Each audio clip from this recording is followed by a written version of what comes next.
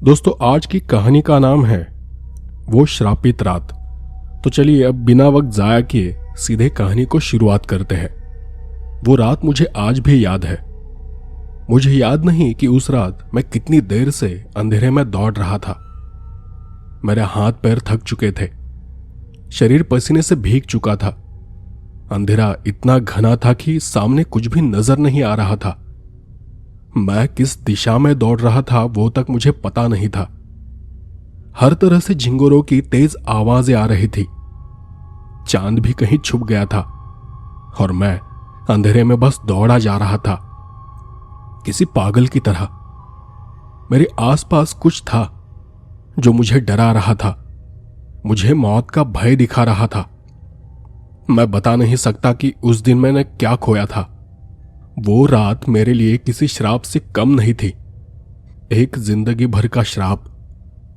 मेरा नाम देवेंद्र है और मैं एक शनिदेव का पुजारी हूं। शनिदेव कर्म, दंड और न्याय के देवता है। मैं पिछले 15 सालों से उनकी पूजा करता आ रहा हूं। इतना ही नहीं, बल्कि मैंने तंत्र का अभ्यास तक किया है। कहते हैं कि आप जन्म से ब्राह्मण हो सकते हैं, लेकिन किसी शक्ति को, किसी सिद्धि को पाने के लिए आपको कड़ी तपस्या करनी पड़ती है। वो आपको जन्म से प्राप्त नहीं होती। वैसे ही मैंने कई सालों तक तंत्र की साधना की थी। इसमें काफी त्याग करना पड़ता है। यह हर किसी के बस की बात नहीं है। यह शक्ति हर किसी को हासिल नहीं होती। काफी साल पहले मेरे साथ एक बहुत ही अजीब और एक बहुत ही बुरी घटना हुई थी। एक दिन सुबह की पूजा कर मैं अपने खेतों में चला गया। दिन भर खेतों में काम कर शाम को मंदिर जाने के लिए मैं वापस घर आ गया। मैं नहा धोकर मंदिर जाने के लिए तैयार हो ही रहा था कि तभी कोई लड़का दौड़ता हुआ मेरे दरवाजे पर आकर खड़ा हो गया। वो लड़का बहुत घबराया हुआ लग रहा था। वो जोर जोर से हाँफ रहा था। मैं उसकी हालत देख समझ गया कि उसके या उसके परिवार के साथ कुछ बहुत बुरा होने वाला है। सबसे पहले तो मैंने उसे देख शांति से बैठने के लिए कहा। मेरे छोटे बेटे ने उसे पानी और खाने के लिए गुड़ दिया। उस वक्त मेरा बड़ा बेटा भी मेरे साथ मंदिर आने के लिए तैयार हो रहा था। मैं उस लड़के के पास चला गया और उससे पूछा, क्या हुआ है? उसने मुझे बताया कि उसकी बड़ी बहन बहुत बीमार है। घर वालों ने सभी ने आशा छोड़ दी है। एक आखिरी उम्मीद है, वो है आप, और इसलिए वो मेरे पास आया है। उसे किसी तरह की बाहर की किसी चीज ने पकड़ लिया है। कल रात से वो बहुत ही कमजोर है और अगर उसका जल्द ही इलाज नहीं किया गया तो वो मर जाएगी।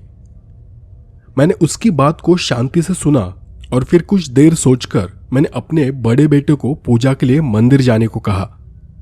उस वक्त मेरा छोटा बेटा अनुज, वो भी मेरे साथ आने की जिद कर रहा था, पर मैंने उसे घर पर ही रुकने के लिए कहा। जैसे ही मैंने घर के बाहर कदम रखा, मुझे याद आया कि मैं अपना सुरक्षा कड़ा पहनना भूल गया हूं, जिसे मैंने नहाने से पहले उतार कर रख दिया था।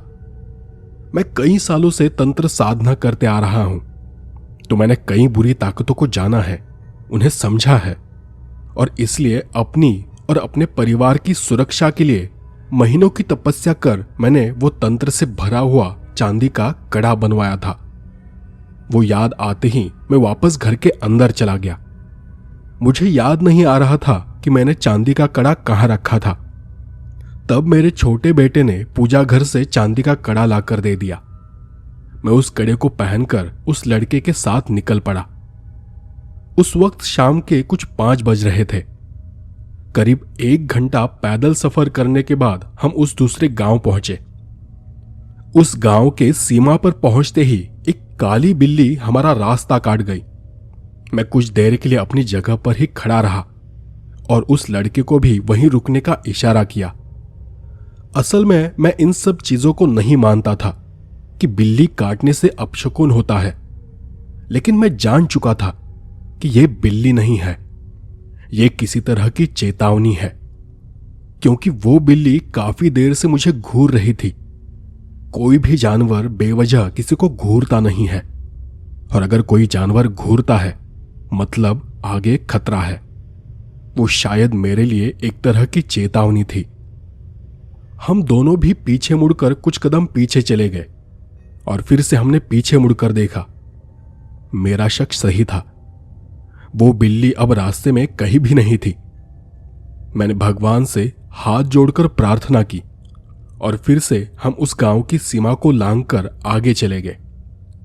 कुछ ही देर में हम उसके घर के पास पहुंच गए। वो बहुत ही छोटा घर था। आसपास कुछ ज्यादा मकान नहीं थे। वहां जो कुछ था सब खेत थे। मैंने घर के अंदर कदम रखा। अंदर 3 कमरे थे और सबसे आखिरी कमरे में उन्होंने लड़की को बांध कर रखा था। वहां उस लड़की के माँ बाप, उसका भाई और उसके मामा मौजूद थे। मैंने उनसे बात करने से पहले उस लड़की की जांच करना ठीक समझा। मैं जानना चाहता था कि उसे मेरी ज्यादा जरूरत है या किसी डॉक्टर की। लड़की को जिस कमरे में रखा था, मैंने धीरे से उसकी कुंडी खोल दी और धीरे से अंदर झांक कर देखा। अंदर सब तरफ अंधेरा था। एक कोने में एक छोटा सा बल्ब जल रहा था, जिसकी पीली रोशनी बस उस कोने तक ही सीमित थी। बाकी कमरे में बस एक हल्की पीली रोशनी थी। ठीक से देखने के लिए आंखों पर जोर देना पड़ रहा था। कमरे में हर तरफ खेती का सामान रखा था और उन सब के बीच एक खाट पर एक लड़की को रस्सी से बांध कर रखा था। उस लड़की की उम्र 13 से 14 साल की थी। पीछे से उसकी मां अपनी बेटी की रक्षा के लिए बार बार भगवान शिवजी का जाप कर रही थी। मैं दरवाजा खोलकर अंदर चला गया। लड़की के हाथ पैर बहुत कसकर बांधे गए थे। उसके हाथों और पैरों पर काले दाग उभरे थे। होठ सूखकर सफेद पड़ चुके थे। हाथों के पैरों के नाखून बढ़कर काले दिखाई दे रहे थे। उसकी सांसें चल रही थी, पर शायद नाम के लिए। उसे देख तो ऐसा लग रहा था जैसे वो अपनी आखिरी सांसें गिन रही हो, या फिर उसका शरीर मरने से पहले ही सड़ना शुरू हो गया था। उसकी वो अधमरी हालत देख मैंने उसके घर वालों से कहा, मुझे लगता है कि इस वक्त इसे मुझसे ज्यादा किसी डॉक्टर की जरूरत है। मेरी बात सुनकर उसके पिता उन सब से आगे निकल कर आ गए। 2 बार डॉक्टर को दिखाया है, पर दवाइयों का कुछ खास असर नहीं हो रहा। किसी बड़े अस्पताल ले जाने के लिए हमने इसे गांव से बाहर ले जाने की कोशिश की थी, लेकिन गांव की सीमा पर जाते ही इसकी तबीयत एकदम से खराब हो गई। ये अचानक से खून की उल्टियां करने लगी और गाड़ी से नीचे कूद गई। हमें देख ये अजीब तरह से हंस रही थी। तब हमें समझ आ गया ये बीमार नहीं है, इसलिए हमने इसके इलाज के लिए आपको बुलाया है। मेरे एक दोस्त ने मुझे आपका नाम बताया था। उनकी बात सुनकर मैंने अपनी आंखें बंद कर कुछ सोचकर कहा, कोई प्रेत बाधा लगती है, देखना पड़ेगा। पहले से इसकी हालत बहुत खराब है, कह नहीं सकता कि बचा पाऊंगा या नहीं। अब सब कुछ ईश्वर के हाथ में है। मुझसे उस लड़की की हालत देखी नहीं जा रही थी। वो बहुत ही कमजोर और बीमार थी। मैं उस लड़की के पास जाकर खड़ा हो गया। वो एकदम शांत और सुन्न पड़ी थी। मैं धीरे से उसके सिर के पास बैठ गया और उसके हाथ को छू कर देखा।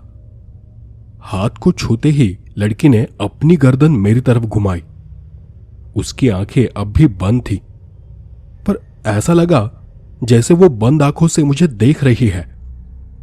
उसके हाथ का स्पर्श बहुत ही अजीब लगा मुझे, एकदम ठंडा। लेकिन मेरे हाथ का स्पर्श होते ही वो अचानक से गर्म होने लगा। ऐसा लगा जैसे हाथ के चमड़ी के अंदर कई सारे कीड़े यहां वहां रेंग रहे हो। मैंने हाथ को जहां छुआ था वो हिस्सा भी एकदम से काला दिखाई देने लगा, जैसे खून आकर उस जगह पर जम गया हो, जैसे वो मेरा विरोध कर रहा हो। मैं उठकर खड़ा हो गया। उसकी हालत देख मैं इतना तो समझ गया था कि उसके अंदर जो कुछ है वो बहुत ही ताकतवर है। मैंने लड़की के पिता को अपने पास बुलाकर पूछा, नाम क्या है इसका? जी कविता। मैं उन सब घर वालों को कमरे से बाहर लेकर चला गया और दूसरे कमरे में जाकर मैंने उन्हें शांति से बैठने को कहा। इस वक्त मैं उसका इलाज शुरू करने से पहले सब कुछ जानना चाहता था कि उसके साथ आखिर हुआ क्या था। तब उसकी मां ने मुझे बताना शुरू किया। अबे कुछ 7 दिन पहले एक दोपहर ये स्कूल से घर वापस आ रही थी। अचानक बीच रास्ते में इसकी तबीयत बिगड़ गई और वहीं पर ये बेहोश होकर गिर पड़ी थी। अच्छा हुआ कि उसी रास्ते से मेरा बेटा घर आ रहा था। उसने इसे बेहोशी की हालत में देखा और अपने दोस्तों के सहारे इसे उठाकर घर लेकर आ गया। घर आने के बाद ये होश में तो आ गई, पर अचानक से इसकी तबीयत खराब होती गई। ये न हमसे बात करती थी और न किसी बात का जवाब देती थी। बस कहती थी कि सिर में पेट में तेज दर्द हो रहा है। बस उस दिन से इसकी तबीयत बिगड़ती ही चली गई और आज ये हालत हुई है। तब मैंने उस लड़की के भाई से पूछा, क्या तुम ठीक से बता सकते हो कि ये कहां बेहोश पड़ी थी? उसके भाई ने अपना सर हां में हिलाकर जवाब दिया, जी उसी जगह जहां उस बिल्ली ने हमारा रास्ता काटा था। उसकी बात सुनकर मुझे थोड़ा यकीन हो गया कि इन सब के पीछे जरूर किसी ने जादू टोना किया है। यह किसी तरह की प्रेत बाधा है। मैंने आगे उनसे सवाल किया, डॉक्टर ने क्या कहा था इसके बारे में? उसके पिता ने कुछ कागज मेरे सामने धरते हुए कहा, कहना क्या है, उन्होंने कहा कि उसकी बढ़ने की उम्र है तो ये सब होता ही है।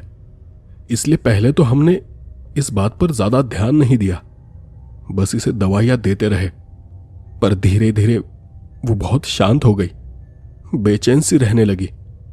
न किसी से बात करती थी और न ही कुछ खाती थी। कोई सवाल कर तो बस गुस्से से चीखने लगती थी। कभी कभी हम पर हमला करती थी जैसे कोई अंदर जानवर छुपा हो।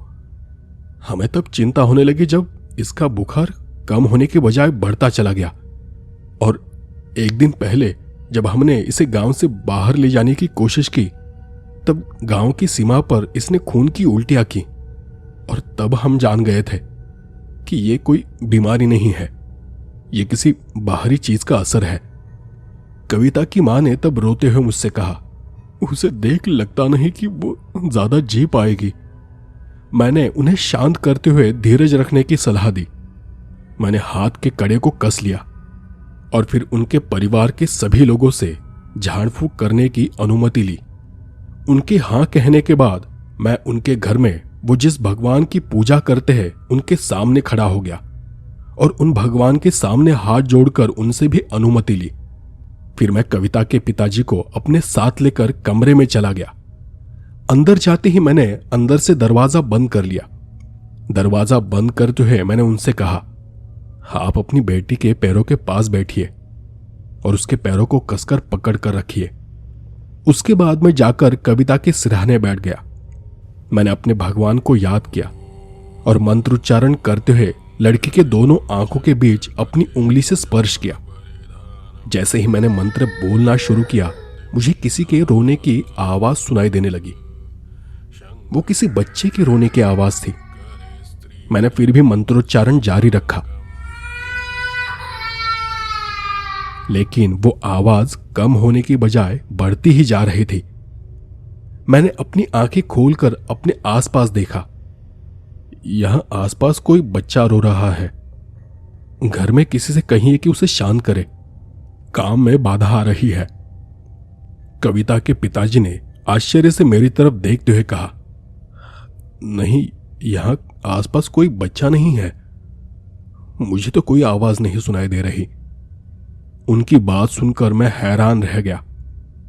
मैंने फिर से अपनी आंखें बंद की और फिर से मंत्रोच्चारण शुरू कर दिया। यह किसी छलावे की तरह था। कोई शैतानी ताकत मुझे गुमराह करना चाहती थी।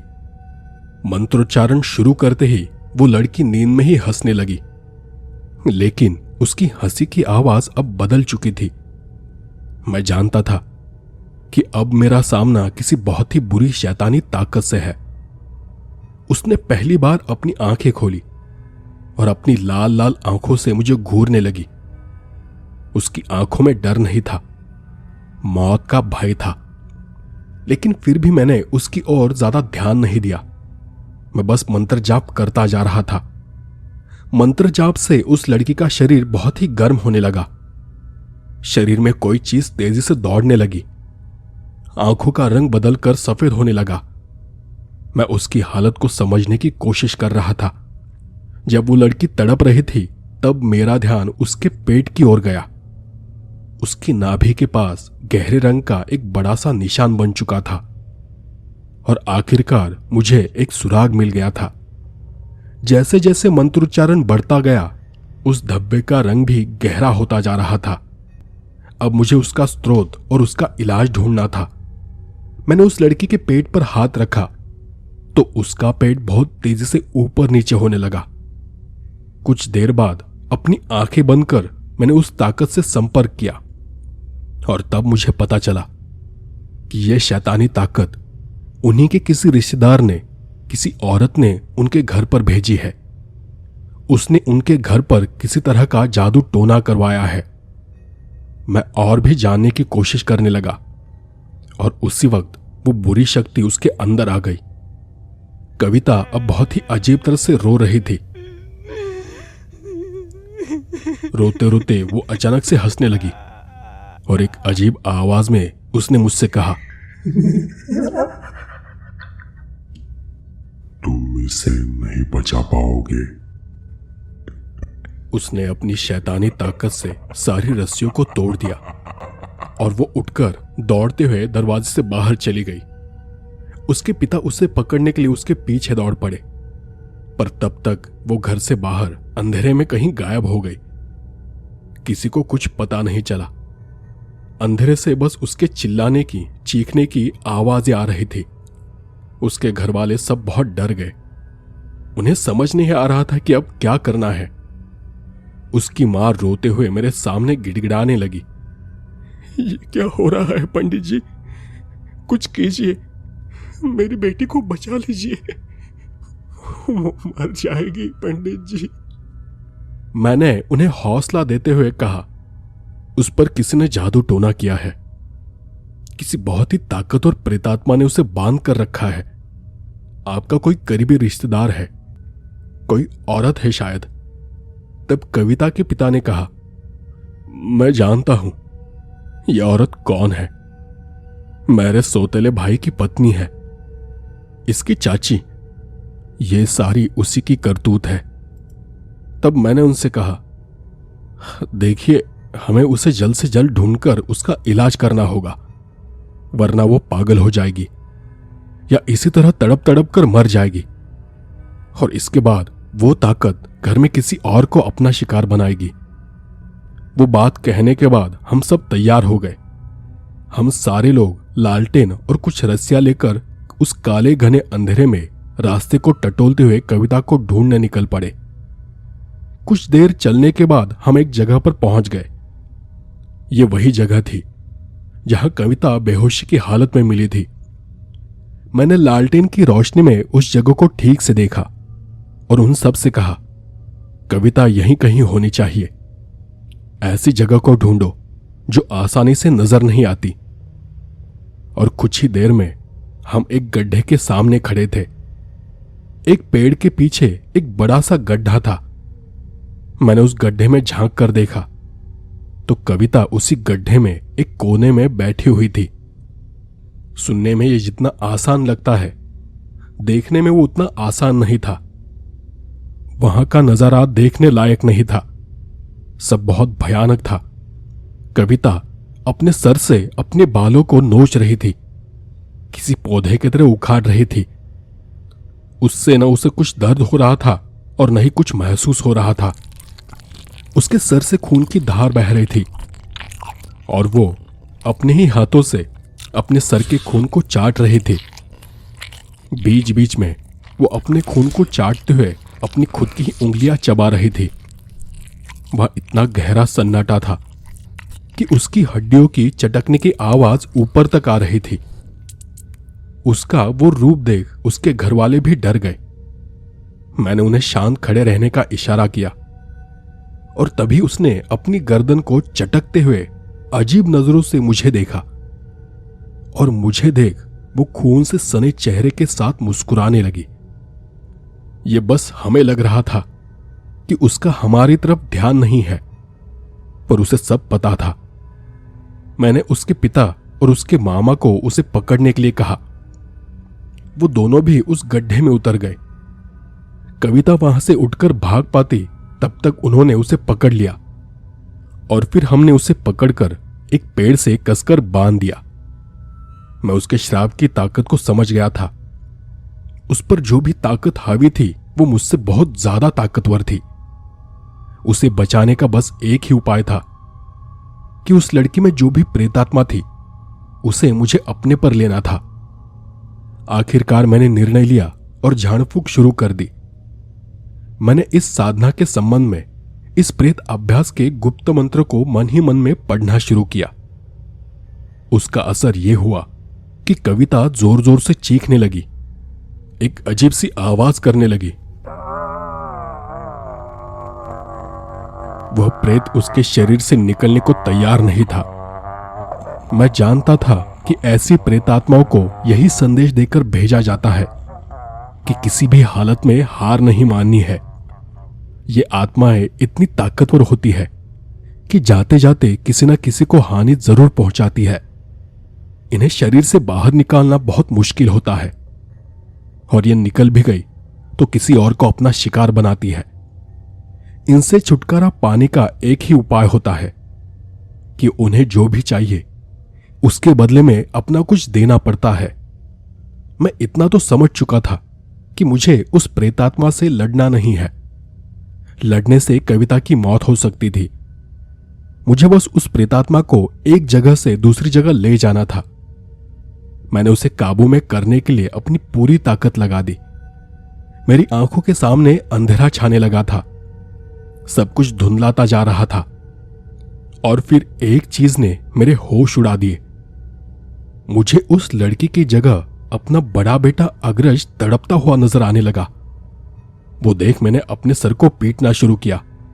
मैंने अपने आप को समझाया कि यह सब कुछ एक भ्रम है, ये बस एक छलावा है ताकि मैं पीछे हट जाऊं, उस शैतान को छोड़ दूं। शायद मैं बहुत नजदीक था। वो शैतान कविता के शरीर से हटने ही वाला था। बार बार मुझे बस वही सब नजर आ रहा था। अपने बेटे को सामने देख मैं डर गया था, लेकिन फिर भी मैं पीछे नहीं हटा और उसके अंदर के शैतान को अपने अंदर समा लिया। आखिरकार उस लड़की के शरीर पर जो भी दाग था वो दाग हटकर मेरे शरीर पर आ गया। उस वक्त मुझे बहुत तकलीफ हो रही थी, लेकिन कविता अब एकदम शांत हो चुकी थी। वो होश में नहीं थी, लेकिन जिंदा थी। मैंने उस हालत में कविता के घर वालों से कहा, इसे घर ले जाइए और सुबह सूरज उगने से पहले इसे ठंडे पानी से नहलाइए। सूर्योदय के समय इसके हाथों से अपने घर के बाहर मिट्टी को लेकर भगवान शिवजी की पिंडी बनाकर उसे बेल अर्पण कीजिए और फिर ये पूरी तरह से खतरे से बाहर हो जाएगी। तब उसके पिता ने मेरी हालत को देखते हुए कहा, आपकी हालत बहुत खराब लग रही है, आप हमारे साथ हमारे घर चलिए। मैंने उन्हें समझाते हुए कहा, नहीं, मैंने उस शैतान को अपने अंदर ले लिया है। मुझे जल्द से जल्द जाकर अपना इलाज करना होगा और जादू टोना आपके पूरे परिवार पर है। तो घर जाने के बाद सूरज उगने तक कोई भी घर से बाहर नहीं आएगा। आप जाइए, मैं आपको कल मिलता हूं। मुझे पूरा विश्वास था कि मैंने उस शैतानी ताकत को काबू कर लिया है। वो सभी मेरा शुक्रिया अदा कर मुझे नमस्कार कर वहां से चले गए। मैं कुछ देर उस शैतान को अपने अंदर शांत करने के लिए बैठा रहा। मैंने देखा कि मेरे शरीर पर जो दाग था, जो निशान था, वो गायब हो रहा था। शायद मैं शैतान को अपने अंदर रोक नहीं पा रहा था। मुझे उसे नष्ट करने के लिए जल्द से जल्द मंदिर जाना था। मैं वहां से उठ खड़ा हो गया और अपने घर की ओर चलने लगा। मेरे आंखों के सामने सब कुछ धुंधलाता जा रहा था। ऊपर से अंधेरा होने के कारण मुझे कुछ पता नहीं था कि मैं किस दिशा में जा रहा हूं। कुछ कदम चलने के बाद बीच रास्ते में मैंने एक परछाई को उभरते हुए देखा। मैं उसे देख अपनी आंखों को मसलने लगा। मेरा शरीर शैतान की ताकत को सह नहीं पा रहा था। मैंने एक नजर फिर से गौर से उस उभरती हुई परछाई को देखा। सबसे पहले तो उसकी आवाज मेरे कानों पर पड़ी। पिताजी, पिताजी, मुझे बचा लीजिए। उस आवाज को सुनकर मैं सुन्न रह गया। कहते हैं कि अगर कोई अपना आपको तड़पता हुआ दिखाई दे मतलब उस पर पिशाच सवार है, पर ऐसा नहीं हो सकता। जहां तक मुझे यकीन था, मेरे बेटे के हाथ में जब तक वो चांदी का कड़ा है, कोई भी प्रेतात्मा, कोई भी पिशाच उसका कुछ भी बिगाड़ नहीं सकता, उसे छू तक नहीं सकता। और अगले ही पल वो मेरे सामने खून की उल्टियां करने लगा। मैं किसी तरह उसके पास चला गया और उसे अपनी गोद में ले लिया। अग्रज, बेटा। मुझे एक नजर देखकर उसने धीरे से अपनी दोनों आंखें बंद कर ली। पिताजी, मैं मरने वाला हूं, मुझे बचा लीजिए। फिर वो परछाई धीरे धीरे मेरे हाथों से गायब होती गई। मैंने अपने आप को समझाया कि यह सब बस एक भ्रम है, लेकिन फिर भी मेरा मन मानने को तैयार नहीं था। आखिरकार मैं उसका बाप था। अपने ऊपर विश्वास होते हुए भी मुझे अपने बेटे का ख्याल सताने लगा था। मुझे उस ख्याल से डर लगने लगा था। मैं दौड़ता हुआ अपने घर की तरफ निकल पड़ा। मैं किसी बेजान इंसान की तरह उस घने अंधेरे में बस भागे जा रहा था। कहां जा रहा था, किस तरफ जा रहा था, मुझे कुछ पता नहीं था। शरीर पसीने से तरबतर हो चुका था, सांसें फूल गई थी, फिर भी मैं दौड़ रहा था। किसी तरह दौड़ते भागते हुए मैं अपने घर पर पहुंच गया। घर पहुंचते ही मैंने दरवाजे की कुंडी बजाई। मेरे छोटे बेटे अनुज ने दरवाजा खोला।